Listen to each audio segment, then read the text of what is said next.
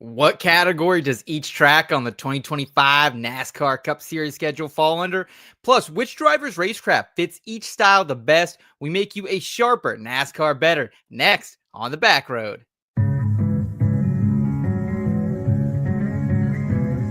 It's a non-points race, but it is a short race. Checker flag. That's all this race is. Two from the stage.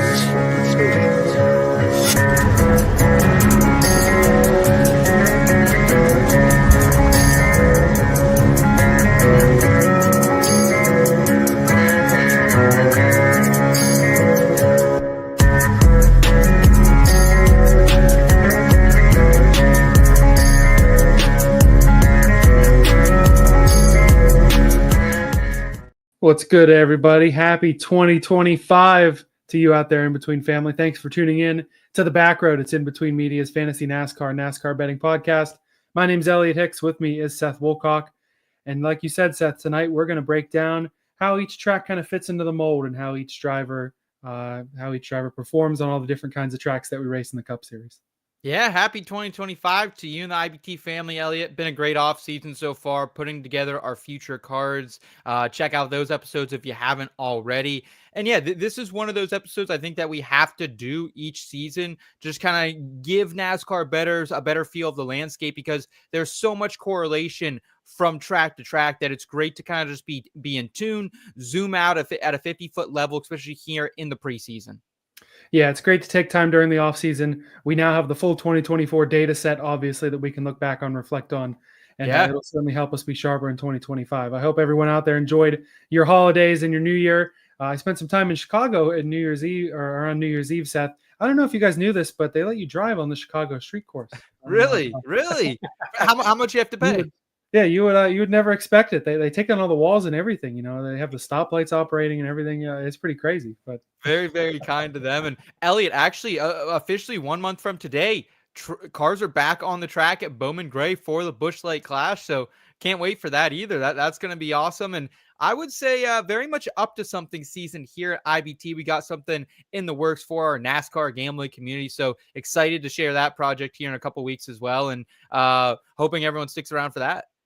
Yeah, can't wait. It's crazy how fast the NASCAR offseason goes, but it's a blessing as well because, like you said, cars on track real soon is going to be great. If you've enjoyed our content during the offseason, or if you're watching this later as we prep for the Clash in Daytona, regardless of when you view our beautiful faces and our wonderful content that we put out to you each Thursday night, make sure to like and subscribe if you like what's going on in the IBT family. You got the website. We put out some articles on. We got different shows on football and golf and everything starting to good. Hopefully everyone won their fantasy football championships. Yeah. And so let's get right to it here anyway. Before we get to the track breakdown, we'll take a look at some of the recent NASCAR news in the rear view.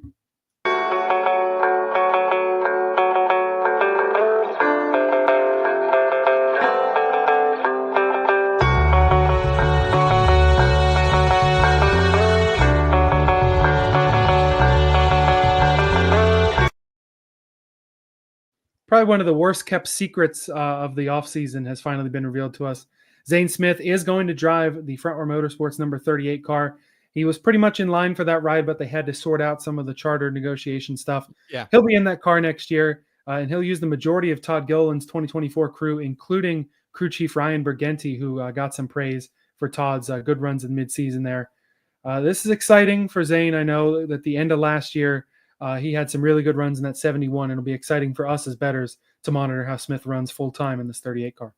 Yeah, really glad that this did end up coming to fruition. FRM kind of on a heater right now after all the lawsuit stuff. And Zane Smith, talk about a guy on a heater. He ended the season just about as good as any of these mid-pack cars. Who will forget that run at Nashville? But then later in the season, a legit top 5 at Watkins Glen alongside his teammate Carson Hocevar in that race. And altogether, Zane Smith put together a fabulous, top 20 caliber second half of the 2024 season. And make no bones about it, Elliot, that was not a great situation, right? He was driving under contract for Trackhouse, but that was very much a team that was operating in the colleague building. I don't really know if I like that situation to begin with, but he made the most out of it. And I think Zane Smith, a guy coming from the Truck Series, which a few years ago, also make no mistake about it, I think he was the best driver in the Truck Series, for our most consistent driver, most winningest driver in that series for a long time, as far as on a full-time basis. So great to see him kind of sticking around with FRM, and I think there'll be some bets coming his way, starting with Daytona, maybe a top 20 bet, because that's always where I bet Zane Smith is top 20 super speedways. I mean, I wouldn't even roll out a top 10 depending on the price for Zane Smith. I know I give a lot of praise to teams like Spire that are continuing to improve themselves mid-pack, but front row, another team with Gilliland, Zane Smith, and Noah Gregson, that's going to be pretty exciting to watch next year, and definitely will be on bettors' radars. Yeah, and speaking of Daytona, we got Jamie in the chat saying, Happy New Year. There is one race you could eliminate from the history of America. Which race would you get rid of? Jamie saying 2001 Daytona 500. Yeah, absolutely. I don't think there's a Even there's a question about it. the rest of the race, it was a pretty good race. Let's just maybe Dale gets. I saw a clip the other day that Dale like made a good save with 4 laps to go, and if he had just like spun out onto pit road and had knocked himself out of the race, but yeah. Yeah, we also got Marcus in the chat saying happy 2025, everyone. Asking who our favorite picks are for the Clash, the 500, the championship. Hey, we got episodes on that, man. You can go and check those out. But we'll definitely give you some picks here this week for certain tracks and drivers to look out for here, Elliot. No doubt about it. And hey, I know eliminating bad memories is rough, but let's be thankful for all the safety innovations too that have come out of that, and the fact that other than maybe a concussion or two, that generally guys are okay nowadays when you have some of those hard hits. Anyway, moving on, Zane Smith being announced for the 38. That leaves just one chartered car left to be announced, and the rumor is that it'll be Cody Ware back full time in the Rick Ware racing car. They leased one of their charters, of course, to run Ryan Preece for RFK in the 60. And now it seems like a big step backwards for Rick Ware, who we had given them so much praise running Justin Haley full-time, a guy like Kaz Gralla for most of the season too. Cody Ware gets his suspension lifted, and all of a sudden he's the guy again at Rick Ware. And to be honest, I don't get it, Seth. I feel like you'll be on the same page with me. There's two parts to this, right? Like, one part of this is I love a redemption story. I love a guy getting a second chance and going out there and being able to live out his dreams. And like Cody Ware did improve looking at last year. He had some pretty decent runs in that car. He wasn't a Justin Haley or Riley Herbst or, a Kaz Gralla, really any of these guys that we've seen sit in this car within the last year or two. So I do like that. And like, I am rooting for Cody Ware. Seems like a great guy all of a sudden as well. So I am excited for that.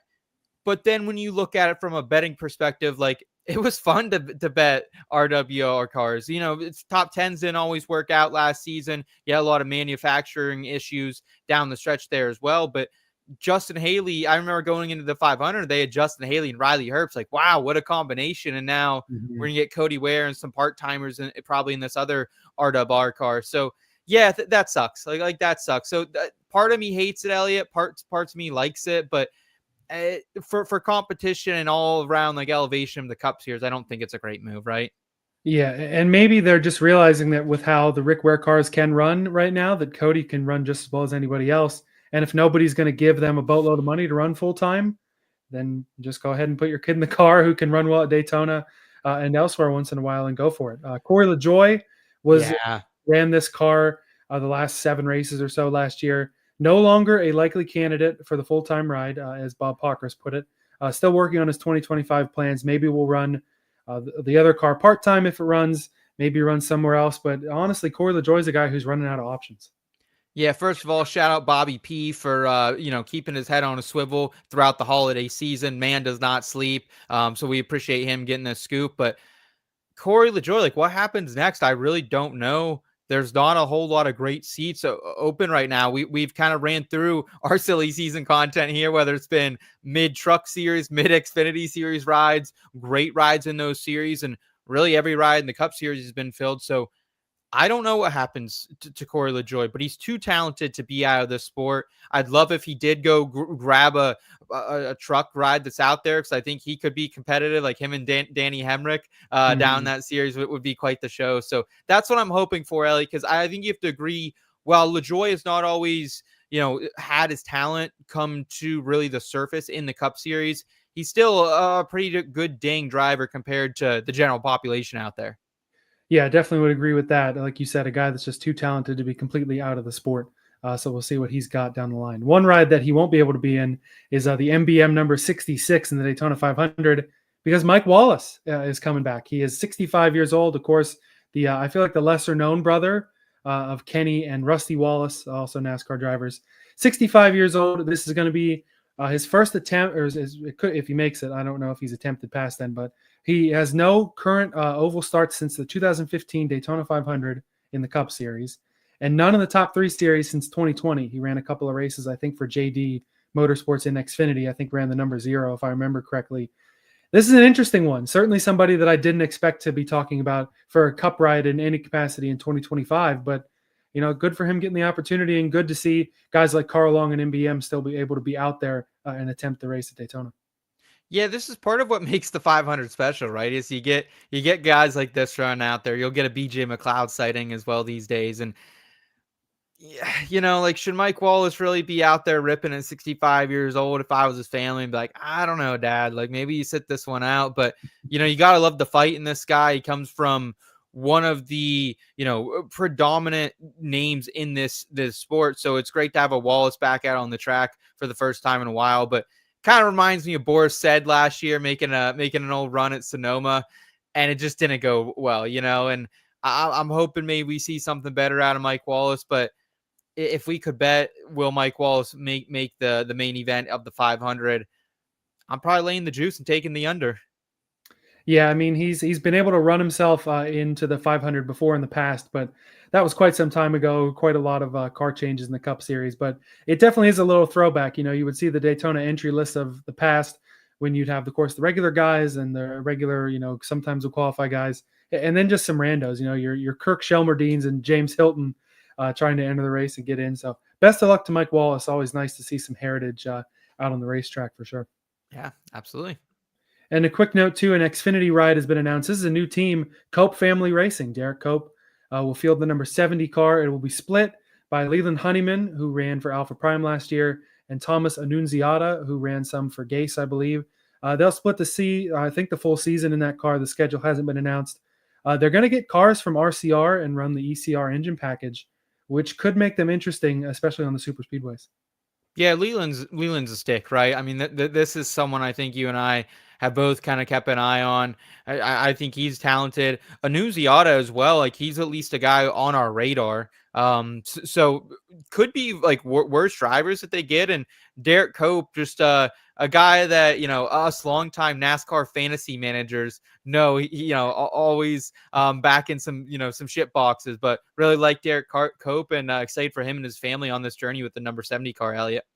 Yeah, if you remember, they owned Starcom Racing, which ran the 00 Yeah. for a few years, and all credit to Quinn Houff, but these guys might be this might be a little bit better showing in this 70 and Xfinity than we saw in those last couple of years of that Starcom machine. RCR engine, right? Like, you like that? I mean, especially when you go somewhere potentially like a Daytona, like a Talladega, keep this Cope Family Racing number 70 car in mind, because if they have anything that that Jesse Love and Austin Hill are unloading with those tracks, that they might be not half bad, man. Might be a long shot top 5 for you, top 10 if we get Xfinity top 10s there. Survive in advance could be the benefit of that team for sure. So something to keep on the radar there. New Xfinity teams opening up in what's been arguably the most exciting series the last couple of years, not just to watch, but to bet too. Yeah. Oh, it was a money maker. We need more Eric Almirola. We need Almi back in our life next year, and you better put the damn mortgage at Martinsville. That's all I'll say. Actually, I don't know. I guess now we got a couple young guns that know how to drive some of those short tracks.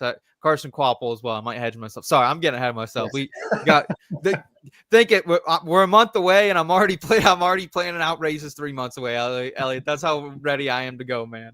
We are definitely psyched, and we're talking about specific track types and stuff like that. Let's go ahead and step in tonight's Horizon Forecast, talk about who does well at what track type in the Cup Series. Hey, Michael, it was only 20% chance of rain. I think we got all 20.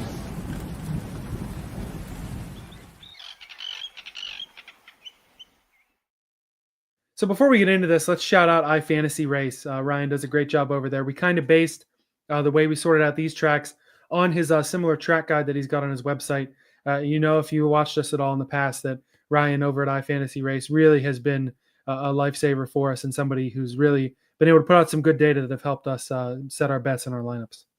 Easiest way to say it, ifantasyrace.com, Ryan. They're a fucking weapon. So make sure you guys are checking them out, ifantasyrace.com. If you want this similar track guide, really in a written version, you can find it on their site, ifantasyrace.com/fantasy NASCAR similar track guide. No bones about it, man. Yeah.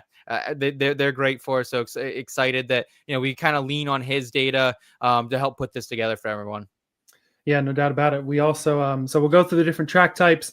I'll list out the next gen winners, and then we'll discuss who some of the guys to look at are. Figured the super speedways was the best place to start. We of course have your traditional super speedways. We've got the granddaddy of them all, the World Center of Racing at Daytona.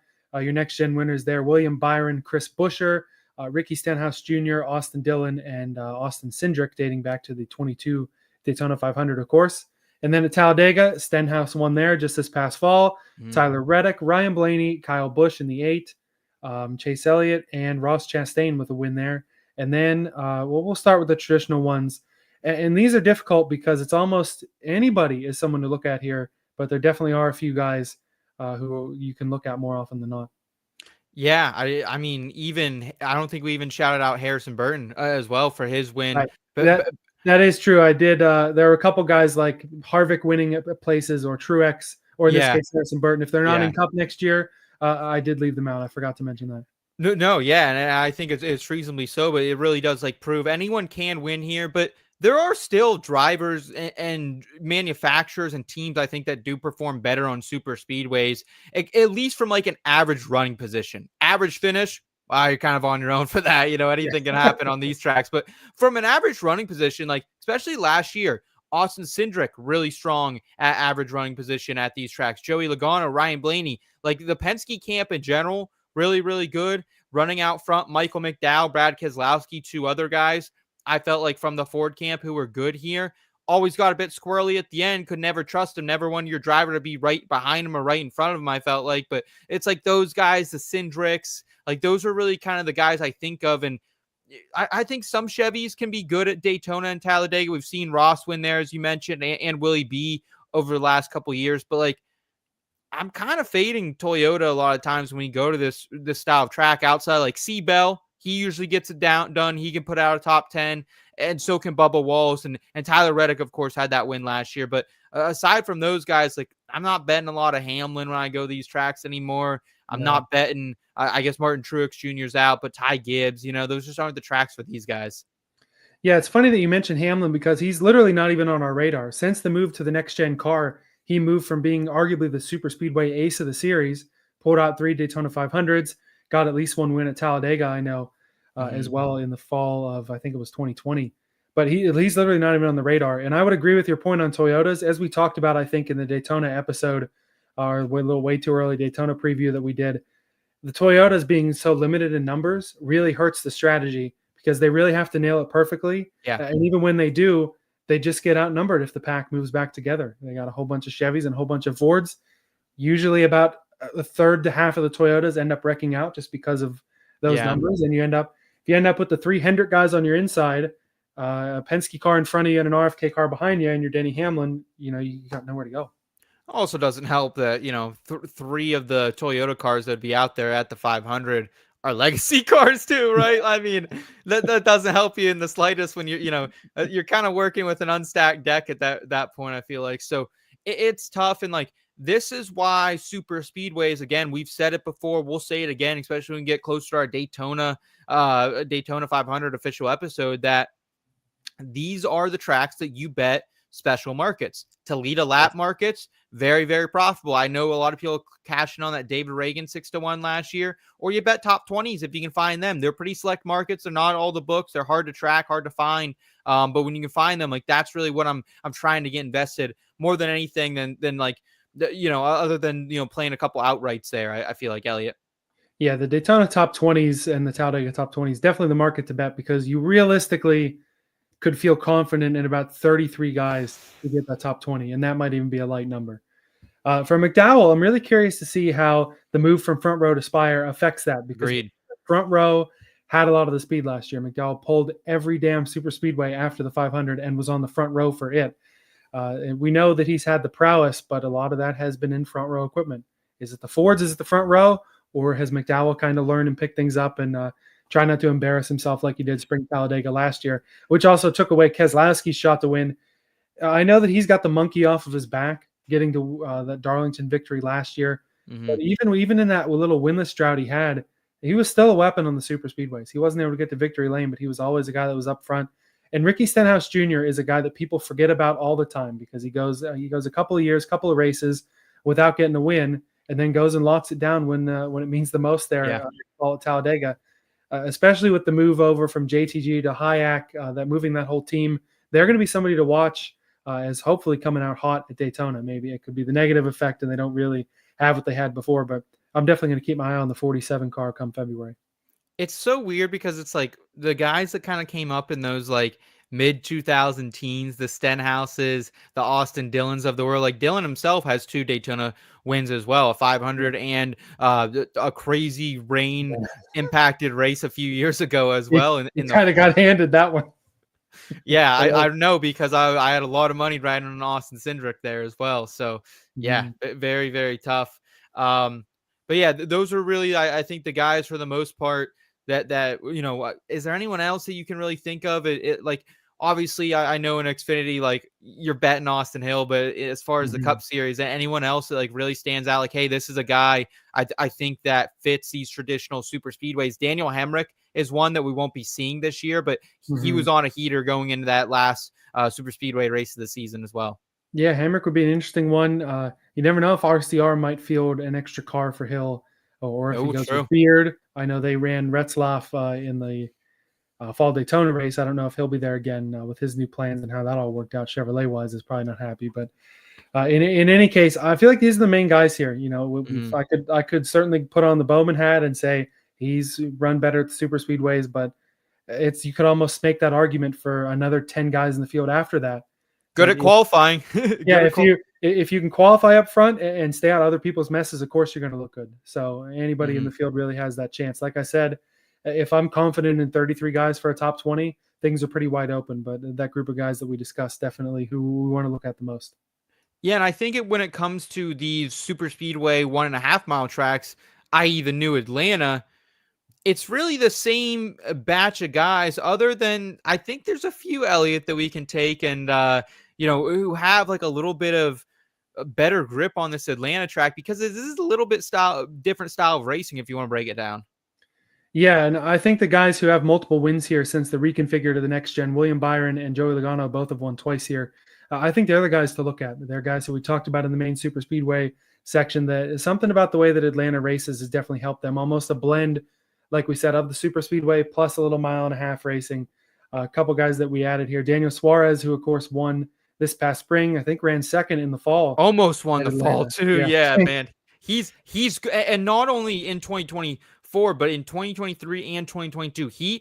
Something in the air down there in Atlanta gets to Danny Suarez. I don't know if they got a Tootsie location down there or not, but this man's ready to go each and every Sunday down there in Atlanta. Yeah, and I know we don't know if he's going to be back in Cup, but Corey LaJoie, another guy that came the closest he's come to winning races down in Atlanta in the Super Speedway package. And I feel like that's almost because Atlanta gives you a little more control of what happens. Daytona and Talladega, you really can run into just absolute chaos and take out 20 guys at once in a way that doesn't really happen in Atlanta. I know we had a big one there in the spring on like the second lap that took out 10 guys, but it doesn't get the big one in quite the same way or quite as often as Daytona and Talladega. So it really puts things in the driver's hand a little more with the same parity that you see at Daytona and Talladega, which is why you can have some mid to mid pack guys really show off here. And the guys who are especially good, like a Byron and Logano, who are good elsewhere, really be able to show out on the new Atlanta.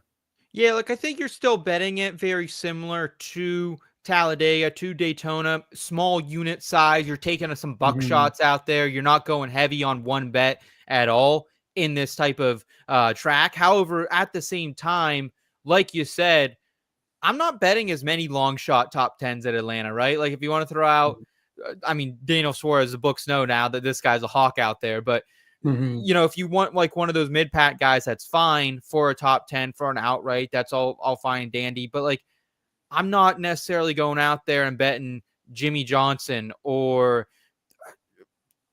give me another Yeah, it could be. Rick Ware's kid. You know, Yeah, yeah, right. like I couldn't even think of his name. I'm still furious about Yeah. that selection. But in general, like you're not betting these total long shots at Atlanta. Usually, it just doesn't happen. No, that's a good point. I think with you see the teams work together a lot. Okay, I forget the point I was going to make, but what I was going to say was maybe Trackhouse kind of working together or Front Row working together. I don't know if I have anything else to expand on that, so we'll just Yeah. move on. We'll move on to the short tracks now, and we'll start with the real unique ones that we have. Of course, Bristol, the last great Coliseum, Martinsville, the Paperclip, Bowman Gray is new this year, and North Wilkesboro with the All-Star race. Bowman Gray, of course, no past winners in the Cup Series because the Cookout Clash is brand new this year. North Wilkesboro, we've seen Larson and Logano take the wins there. Bristol, we've seen Chris Buescher. Denny Hamlin has won there twice in the next gen, and Larson as well. Larson's also got a win at Martinsville. We've seen Blaney and Byron win there twice, and Bell won there. This is the kind of deal where there are a few drivers, and I don't know if you'll agree with me here, but especially Larson, Blaney, and Hamlin, that you're going to hear for a lot of them, regardless of the track type. They're almost like you almost want to use the phrase "jack of all trades, master of none," but it's almost jack of all trades and master of just about all of them, because these guys find ways to run well everywhere, including at these short tracks. Dude, there's just something about a lot of times it is these like gutsy veteran guys, right? Like Hamlin's one of the veterans of the sport. So is Kyle Larson at this point. And when I mean, before we could have said the same thing about Truex, right? Like he was another Yeah. guy you liked at these short tracks. And I think it's because they were like kind of you and I as kids. Like we grew up watching short track racing. That's what you did on Saturday night. You went with your pops. He brought a cooler of beer. You had a couple high seas in there for yourself, and you're getting down on a Saturday night. Like that's what you did. And so I think a lot of these drivers, they also have the racecraft that is just a bit more developed, a bit more knowing when to use your tires or not, because like Bristol last year, especially, like there was some tire wear. Martinsville at the end of the year, there was some tire wear. North Wilkesboro, the tire wear there always debatable. I'm not sure we're going to get at Bowman Gray as far as compound as of yet as well. But like, I think that's like, even like Dale Earnhardt Jr. I know this is a Cup Series current show, but like he's another guy at these styles of tracks, Elliot, like that you keeping an eye on, because they know when to go. They know when to save their tires and how much they can push it without being obnoxious, like Ty Gibbs was in that Bristol race in the spring where he could have won it, but he was just a little naive at that point. That's what I'm glad you brought up Ty Gibbs, because I was just about to mention he doesn't have the wins on the board yet, and of course didn't show that sort of tire saving maturity last year, but ran up front at Bristol, dominated the Open at Wilkesboro, and he was out front a good portion of the Clash at the Coliseum last year, and then just faded hard at the end when other people were able to save their tires. Yep. So it could even be as early as the Clash that we see someone like Ty Gibbs really start to show maybe a little bit of added maturity and save those tires and be able to run well at the end. But we just haven't seen it from him yet. Yeah, two other guys, like I think we mentioned Ryan Blaney. I'm not sure if we did or not, but Blaney definitely someone on this list who he's gotten. He didn't come into the Cup Series, I feel like, really wowing on short tracks. I don't think that was really his thing, but he's definitely developed into one of the best short track drivers. It doesn't matter where this guy qualifies. He's someone who he gets you those differential points in DFS plays. Yeah. So always a guy to look out for. And Chase Briscoe, he's never really had the equipment, but it doesn't matter the damn short track for this guy. He was someone I remember betting on the LA Coliseum to finish top 5 in a long shot 4-1 play. I think he finished 6, but he's good there. He's good at the Ville. Bristol, he's in the mix there. Same with North Wilkesboro. And the cool thing about this group of tracks, Elliot, too, is like these are two of these unique short tracks are like these all-star bonus races, right? They're not points paying races, but there's some of the now, especially with Bowman Gray and North Wilkes coming back, like two of the most historical tracks. And I love them. I love watching them. I love betting them. I love the heat races. I love everything about it. I wish more people didn't shit on them, though. Yeah, it'll be exciting. And it's a good little, especially the Clash, going to be a good little preview. You can only take so much from it, but we can take 3 years of data from the LA Coliseum, like we said, with Gibbs running well, Briscoe running well, and other guys, because it's going to be a fairly similar race, regardless of moving it from one football stadium to another football stadium that runs races. You'll get most of the same results there, I feel like. Briscoe, of course, I can wax poetic about him. Super intrigued to see how he does in that 19, because Stuart Haas obviously was not what they were the entire time he was there, basically. So putting him in that 19 car that Truex ran really well before the move to the next gen. We won't be the last time we hear Briscoe's name tonight, that's for sure.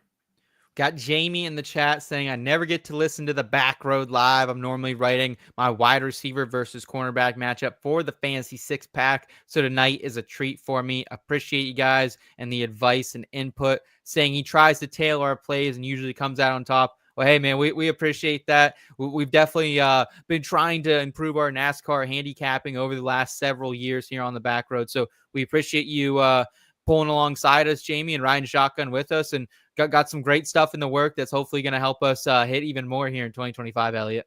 Yeah, man. Thanks for tuning in live in the off season too, because you could have waited till Daytona. Yeah, there's still no fantasy football. you're going real on then, fucking too. DGen. So, You're real DGen, Jamie. We appreciate you, brother. We appreciate you. We appreciate all the DGens out there. Thank you, guys. That's awesome. Like yeah, like it's like you said, man. Like we're out here like cutting our teeth, but this is like the good time to have these conversations, Elliot, because it really will make us betters when we get into the thick of the season. Yeah, and the beautiful thing is, like I said, for the people who will be rewatching this, we understand if you don't want to sit here January the 2nd and get live NASCAR analysis, but I'm sure there'll be a few of you before Daytona or before we start to really get it, like before I think Coda and Phoenix are the first non-super speedway races. You'll be like, who am I going to look at now that we're kind of in season? You'll be able to have this to come back to. So thank you guys for watching, and you're welcome for providing the content. Yeah.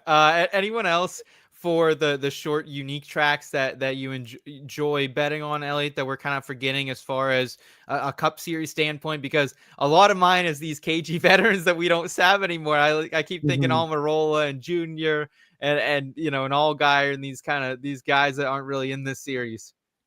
Yeah, I mean, maybe a Logano. I mean, he ran well. He won the first Clash, led every lap at Wilkesboro in the All-Star race. But that's almost in the same category as the wily veteran who kind of knows what he's doing everywhere. Yeah. Butcher is almost becoming sort of a jack of all trades kind of guy. RFK, of course, has run really well at Bristol in the past. He was able to pull out that win in the fall of 22. And another guy, it won't be the last time we hear his name tonight either. Yeah, certainly. What do you say? Should we flip over to the shorter flats? Yep. So we're sticking to the short tracks here with the short flats. Phoenix, Richmond, New Hampshire, Gateway / Worldwide Technology Raceway, and Iowa. Iowa's Cup debut, of course, was last year. Ryan Blaney took home the win there. Since we've been back to Gateway, Worldwide Technology, St. Louis, whatever the fuck you want to call it, it doesn't matter. Logano won there. Same with Kyle Busch and Cindric, of course, last year, taking advantage of Blaney and Bell's problems. New Hampshire, it's been Chris Bell both times in the next gen. And then I think Harvick won the other one. And of course, he's retired now, so he's not relevant to the betting scene anymore. For Richmond, we've seen Denny Hamlin win there twice, as well as Buescher, Austin Dillon, and Larson. Phoenix, we've seen Logano win 2 titles there. Christopher Bell has won. We saw Chastain win a couple of falls ago. William Byron and Chase Briscoe as well got his first Cup win in the 14 there out in the desert. He's got to be a guy to look at. Guy like Bell got to be a guy to look at. And, of course, the 2 Penske cars who finished 1-2 in the most recent race we saw, Blaney and Logano, definitely your top guys to look at here. Yeah, it's super interesting because I think the shorter flat tracks are becoming not only one of my favorite tracks to bet and play DFS at, but also one of the most predictable, right? Like we kind of know outside of Michael McDowell getting a little crazy up there in New Hampshire and wrecking out Blaney and things kind of hitting the fan at Phoenix a couple of years ago for the likes of Chris Bell. Like we generally know it's like you're looking at Bell, you're looking at Blaney, you're looking at Logano, who just barely outran Blaney to give us a huge outright hit and a huge future hit here at the Backroad. But like those are kind of the guys you're looking at. Like down the board a little bit, you can get into like Chase Briscoe, a guy who had his first career win at Phoenix, also generally strong at places like New Hampshire. I think it would be even better in this new GGR equipment to him. And then like Ryan Preece too, another guy I think in RFK equipment who will probably be in the mix at some of these tracks like Phoenix, like Richmond. I just feel like, Elliot, these are the tracks where you can really, cause some damage as a NASCAR bettor. Even at Iowa, I felt like we had a great, pulse on it going to the track for the first time because we knew, hey, it's similar to New Hampshire. It's similar to Gateway, which we just ran a week prior. Yeah, and you also have to grandfather in your Hamlins and your Larsons and guys like that, those jacks of all trades, because we know for Iowa, neither of them were a factor, neither of them ran well. Larson, of course, got himself into some trouble there, but they're guys you got to watch out for too. With RFK, like you said, with Preece, it'll be nice to see almost sort of a Briscoe light. He's in equipment that's not Stewart Haas clunkers anymore. and maybe we'll get to see the true potential that Mhm. we thought we were going to see from Preece, a guy who even on the other short tracks, this guy led the Clash in Rick Ware equipment in, I think that was 22.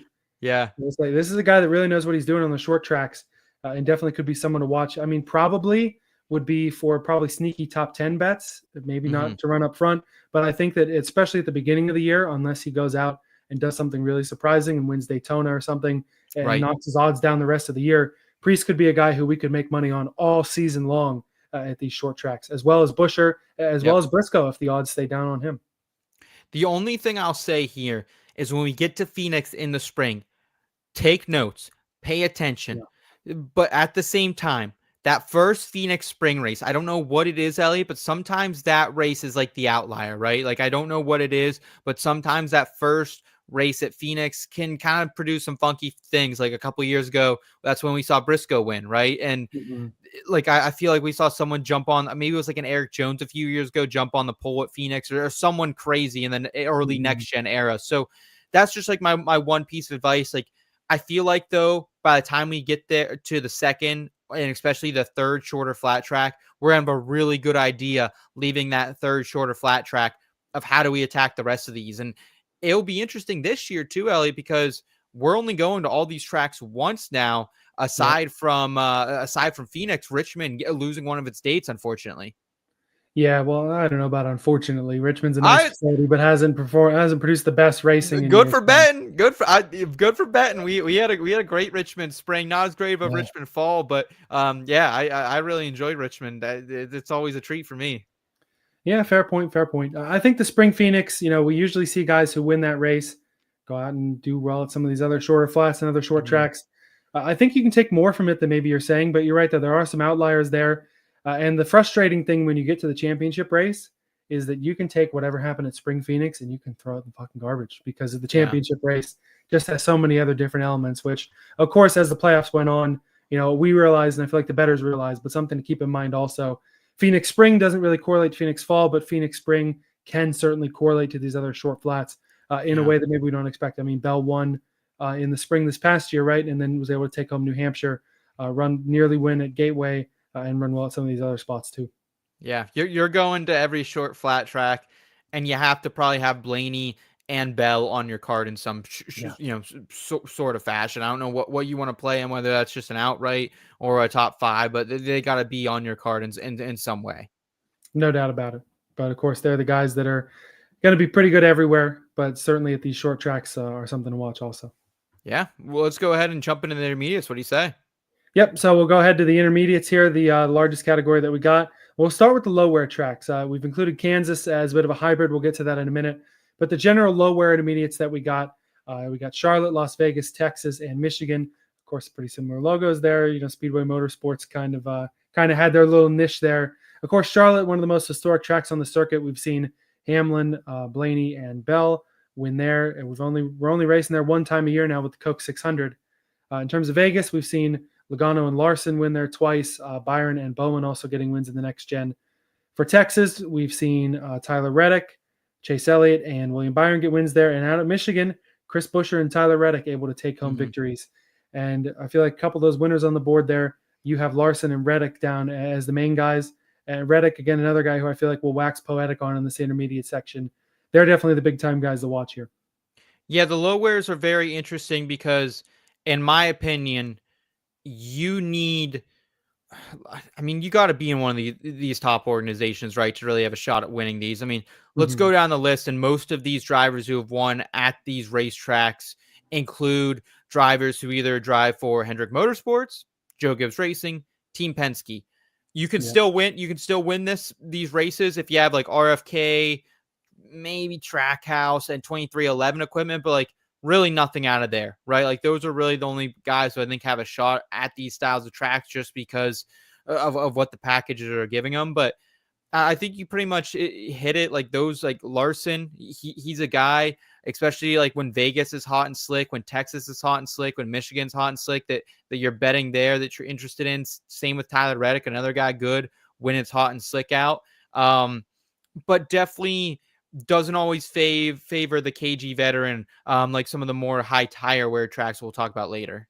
No, and I think probably my 10 favorite guys to bet on these sort of tracks, the 4 Hendrick guys, the 4 Gibbs guys, and the 2 2311 guys. We've especially seen them run pretty quick lately, but the equipment here is really what's going to help you out, because there's not nearly as much of the driver factor as there are when you get more tire wear, or get to more hybrid or more driver savvy tracks, which is part of why we've seen Texas especially put on some relatively lackluster racing the way the next gen drives. Yeah, like, and that's the thing, right? Like, all these low wear tracks, they're pretty interesting because they're kind of unique. Michigan, it is kind of like that bigger Kansas. There's a little bit more wear. I know in the past some people have compared it more to like also a big flat track, similar to Pocono, similar to Indianapolis as well. But so Michigan, kind of its own thing. Texas, I mean, we say it every year, Texas fuckery, right, Elliot? Like there's always weird shit going in on Texas just because the one, like how turn 2 is laid out. It always causes drivers to miss it going in and coming out. And Charlotte, we only really now get it for the 600, so it's almost kind of its own event too. Like it's Las Vegas is like, that is like the one low wear track I feel pretty good handicapping every time going in, just because guys like the Vegas natives, like we should probably throw them out there too, like Noah Graggs and Zane Smith, kind of these Vegas boys who generally show up out there. And then you have guys like Logano, who's always seemingly good at Vegas, and then Larson, who just ran the table last year, especially at that first Vegas race from start to finish. Yeah, hey, you mentioned Vegas boys. We've gone 40 minutes into the show and haven't mentioned Kyle Busch at all.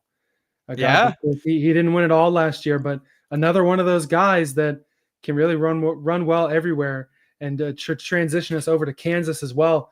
Rowdy damn near won that race in the fall. Ended up getting some trouble with the lap cars. He's a guy that you really can't ignore anywhere either. Of course, he's not to the same dominant level as he was, but even at the super speedways, he ran really well a lot last year.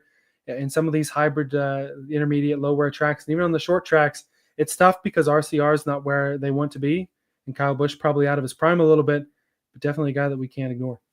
Yeah, Kyle Busch, we should definitely mention him at the super speedways. He was really fast at all of them. I like him a lot. Already have a 14-1 ticket for the Daytona 500 on him as well, and almost won Richmond, or excuse me, I guess that was Austin Dillon's teammate who did win Richmond technically, I guess. And so he got the trophy. He just didn't get a playoff spot. Yeah, it was 31st in the points. Yeah, didn't fucking deserve it in my book, but that's a story for a different podcast. But yeah, anything else you really have on the low wears here? Because again, they're good tracks to bet, but I don't have the same success generally at these low wear intermediates as I do the high tire wear intermediates. And Kansas kind of just in the middle there. Like, it used to be definitely a low wear track, but there's way more tire wear, especially this past year. We saw a ton of tire wear out there in the Great Plains. Yeah, I mean, we certainly can't ignore what Kansas has become, the sort of hybrid in between low wear, high wear. Probably the best track on the circuit right now is the next gen runs. For a few years there, this was 2311's playground. This was their best track. We saw Bubba Wallace nail down a win here. We saw Tyler Reddick win here. We saw Kurt Busch get wins here in 2311 equipment. Denny Hamlin, of course, has a win here. Yeah. We've seen Larson and Chastain win more recently out of Kansas.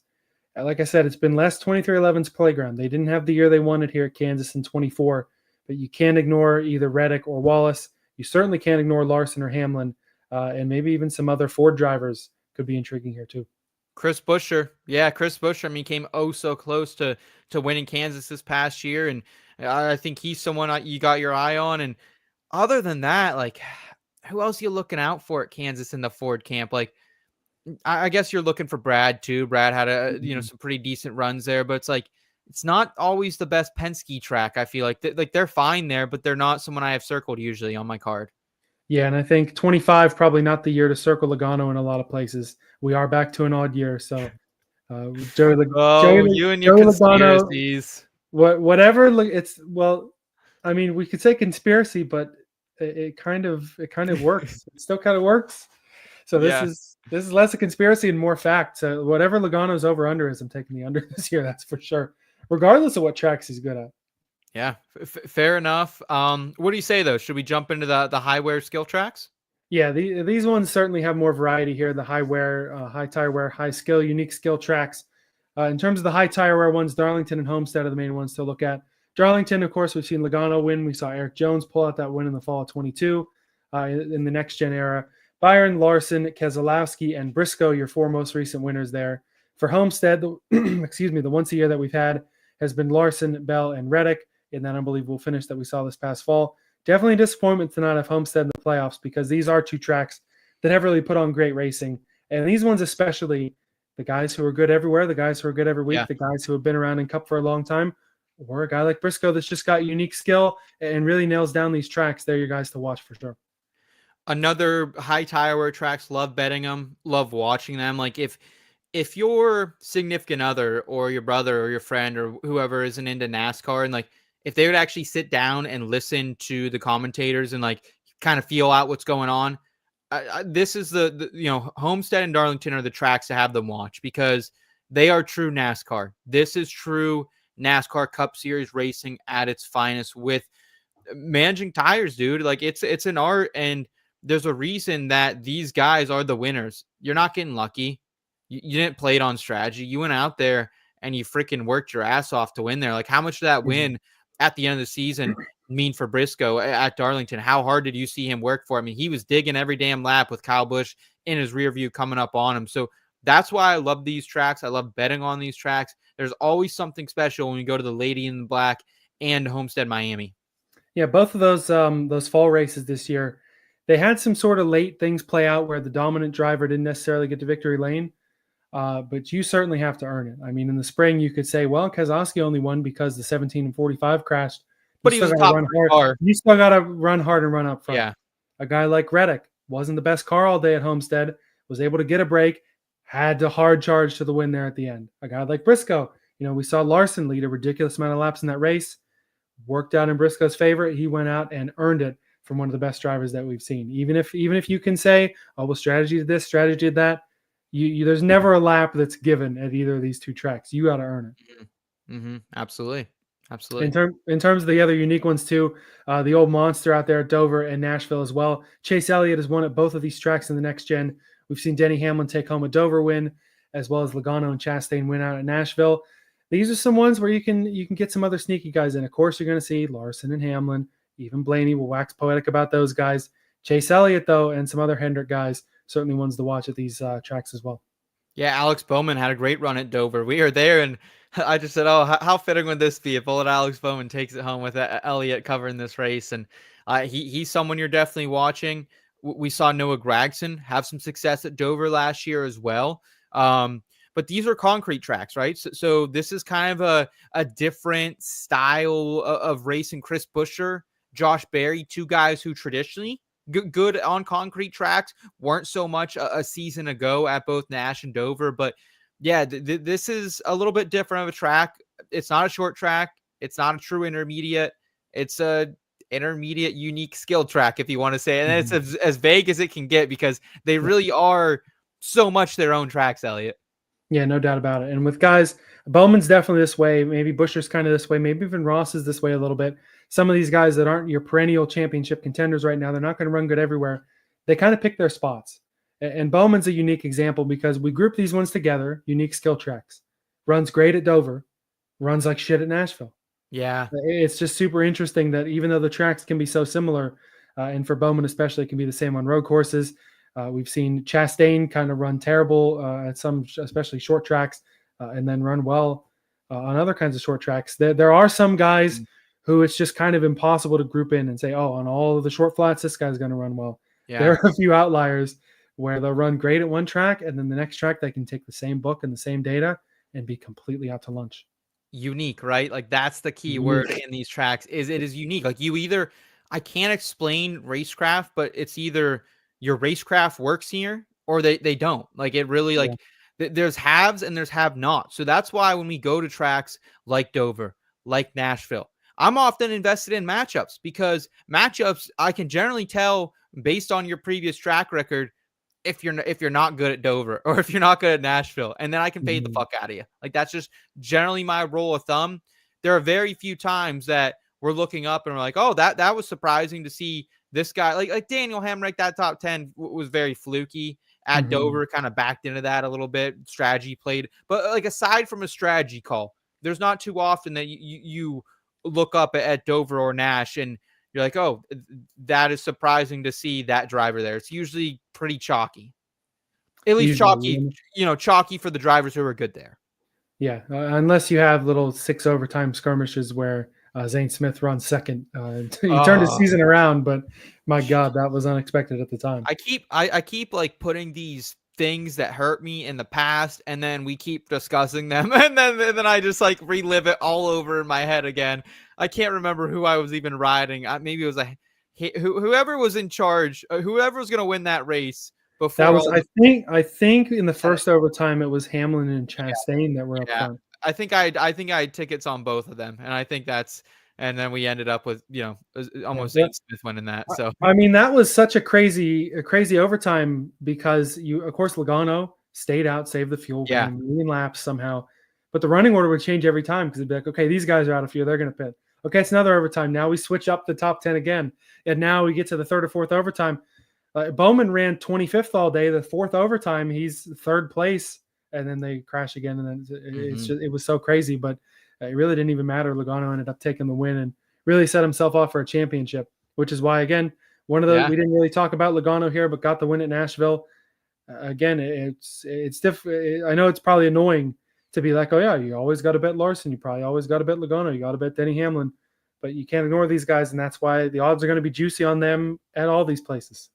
Yeah, I believe Logano actually had a Darlington win just a few. I think that's the race he bumped William Byron out of the way. Yeah, I believe that was the first next gen there out of Darlington. Yes. Yep. I believe you're correct. So yeah, I love the intermediates, especially the high tire wear skills and the unique skills. They're probably like 4 of my favorite tracks that we go to all year. So excited to see them here in 2025. Anything else you have on them, Elliot, before we flip to the big flats? No, you're right though. They're all they're all great tracks, and they all have run great in the next gen, which is great to see all 4 of those tracks produce great racing, as well as the 2 big flats. Before we go to the road courses, we got 2 that just kind of fit in their own little category here. The Tricky Triangle out at Pocono, where we've seen Chase Elliott, Denny Hamlin, and Ryan Blaney take home next gen wins. Yeah. And then we're only 1 race back into the next gen at the Indianapolis Oval. Kyle Larson won that this past year. These are tracks that are kind of tough to handicap in general, again, because Indianapolis, we've only seen the one, and Larson ran really well. Keselowski at times was running well in that race. Pocono, they call it the Tricky Triangle for a reason. I feel like it's difficult for guys to really put together multi-year runs of success at this place. It's so interesting, these tracks, right? Like I want to describe it for like a casual viewer or a non-NASCAR fan, and like how would you even describe it? Because it's not a super speedway, but it's not intermediate. Like it really is a large track that the cars they're going fast. They're up in but they're not running 200. They're not running high 190s. They're often in that low 190, high 180 range, and it's very much a race where I think your equipment really does matter, right? Like, I don't think you're winning these races with some shit boxes. Like, I really don't think you can. Like, you can occasionally you can get someone to a Harrison Burton to throw out a top 10 at this. Very skilled too. Like, the skills do matter. And like Denny's racecraft has always fit this track very well. Kyle Larson's has as well. Ryan Blaney, we see him usually up in the mix for these Pocono races. He won this past year, but we covered it that week, Elliot. That was the first time that Ford really had showed up at Pocono Cup in quite some time. So do you have preference? Do you think Chevys and Toyotas generally do better at the big flats in the next gen era? Or do you think it's just like, hey, Ford just didn't get to victory lane by chance? Yeah, I'll kind of pull the same answer that I asked Austin Cindric the same question. We were out there covering Pocono. He was the most recent Pocono winner those couple years they ran Xfinity there, if I recall correctly. Yeah. That he was and he just kind of said it's not, I don't think it's any sort of, Ford doesn't care about this track or Ford is disadvantaged here. It's just one of those things where it's the driver's skill. It doesn't matter what manufacturer you're running. And the 3 guys that we've talked about the most as being the guys who are going to run well everywhere, Larson, Hamlin, and Blaney. Yeah. Who you put on the list and just talked about. And the last 2 winners, of course, at Pocono, Hamlin and Blaney, and Larson taking the win in Indianapolis. They're tracks that almost are like, I don't want to say not fun, but like you said, they're tracks that you're really not going to get the long shot winners. you're not going to get really long shot top 10s. Very chalky tracks in terms of whoever's running well at the time is probably going to run pretty well when we get to the summer and both of these tracks come up. I think they're both in June this year, if I remember correctly. Weirdly, like Eric Jones, really good at Pocono. If we can see him potentially start putting some stuff together and like see an improvement from Legacy in their third year with this company going into 2025, like if we can see Eric Jones getting in the mix, he's someone at Pocono I think we should be watching. Cole Custer, a guy who was dancing a couple years or last year, almost won that Xfinity Series race. That was awesome with him and his teammate Riley Herbst, and I believe Eric Almirola was in that race as well. Like those are kind of the guys I think that could maybe mix it up if you did want a long shot top 10. Josh Berry, maybe even as well. I remember I had a long shot bet for him at Pocono. He had a really good Xfinity run there in 2023, 24. He was leading that race at one point, Elliot, because I remember I cashed it out on the Pocono media Wi-Fi, so we were able to kind of get that cashed out there. And so, and Josh Berry, especially because Harrison Burton also the year before top 10 in this in that Woods Brother ride. So I think if you are looking for some top 10 long shots, like that's kind of the more craftier guy who's done a lot of racing in his career. Yeah, good point. And those were situations too where those guys had they were kind of streaking. They were on hot streaks. So it wasn't. I feel like Pocono or Indy are tough places for the sort of aberrational top 10s to come out. Like you would see Cody Ware run 7th at Daytona and then not crack the top 25 for 3 more months till we got to Talladega. But that is a good point. If guys are running well and they've kind of got some success here, it'll probably continue. And last thing I have to say on this is just like a general fan. If you're going to pick some place to go check out a race, camp in the infield, holy cow, like go to Pocono, go to Indy. I've never been to Indy personally, but just seeing the vibes out there in that track, they look immaculate. You got the snake pit going on down there. And I know that's kind of been more famous from the Indy 500 weekends, but always a lot happening, especially in Pocono. Everyone's good vibes up there in Long Pond, Pennsylvania, up there in the mountains. So they're great tracks, and they're fun because they're interesting, right? Like the Pocono's a triangle. Indianapolis, the way it's laid out, it's just a huge ass oval that has so much going on inside of it. Don't they have a golf course in Indy too? Like inside the track?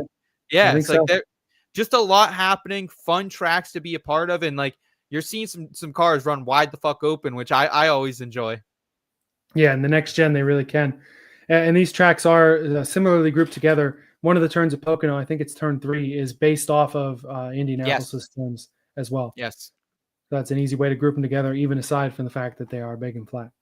Yeah, absolutely. Take the shape. I guess we're still talking shape, but yeah, take some of the overall, flatness and bigness of it, and yeah. So, anything else you had on big flats before we round it out here with road courses? No, yeah, I'm ready to start turning left and right, honestly. And road courses, this used to just be Watkins Glen and Sonoma every year. We're going to go to Sonoma in June. Yeah. We're going to go to Watkins Glen in August, and then we're running ovals the rest of the year.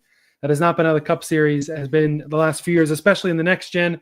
Of course, we do, thankfully, still go to Watkins Glen and Sonoma because they put on damn good races. At the Glen, we saw Buescher win here this past year, and then Larson and Byron take home victories. Sonoma's been a little wilder. We saw Daniel Suarez win in 22, and then Larson. And in terms of COTA, we'll group that in a traditional as well. It hasn't been a traditional on the schedule, but it definitely is more of a traditional road course than the others that we run. In the 3 NASCAR Cup Series races we've seen run there, it's been Chastain, Reddick, and Byron winning there.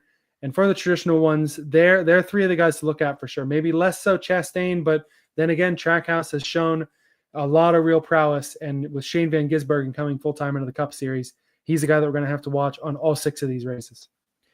Yeah, very interesting because road courses is another thing. Like you either kind of have it or you don't. Like you can get better at it. We saw that like the likes of William Byron, someone who's put a lot of time into improving his road course skills and prowess. And then there's guys like Denny Hamlin, who he said on his own podcast, I'm in my 40s. I'm only going left and right so many times. Like I'm not spending that much time getting good at it. And a lot of these road courses, even the more traditional ones, you do see veterans like Martin Truex Jr. won at Sonoma a couple of years ago. Larson put on a clinic at Sonoma this year. But like it's a young man's game at these road courses, right? Like SVG a little bit older than some of the younger guys, but obviously raced this type of track. When we see Conor Zilisch get up to the Cup Series, he'll also be someone who grew up racing overseas a lot in the summers over in Italy, so he's going to have that background to bring in. But you got the Dingers, you got the Bushers. Michael McDowell, a guy who comes from street racing as well, has a bit of more of a background over there. So it's interesting, but I still think like you need at least like secondary tier equipment. Like you can win, we can win with a Front Row Motorsports or an RFK car or a Trackhouse car, but can we really see?